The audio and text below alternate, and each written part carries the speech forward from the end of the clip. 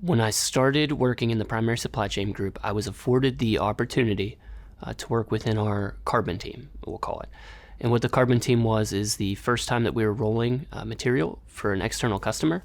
I didn't have all the tools I needed. I didn't have all the time that I needed. Senior manager at the time, he had my back and he said, "This is why you have a seat at the table. This is why you're in the group.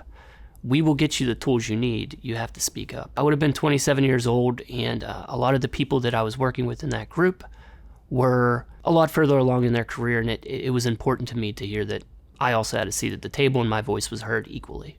That experience has honestly meant the world to me. It has changed the way I view my career, how I go about my day-to-day business. I try my absolute best to mentor anyone that is coming into ATI, anyone that is new to our group. That is a personal goal of mine to do that because I had the opportunity and I was privileged enough to have a lot of people help me out along the way. I think that says something about the types of people that ATI hires. You know, it's not just we're looking at the resume and we're looking for specific numbers, specific criteria that people hit. I think they really hire based off of personality a little bit more, right? You look a little bit deeper into it, which I appreciate because I didn't have all of the criteria to work for a company like this. I didn't have the grades in college, but I think they look beyond that, and I'm glad they did.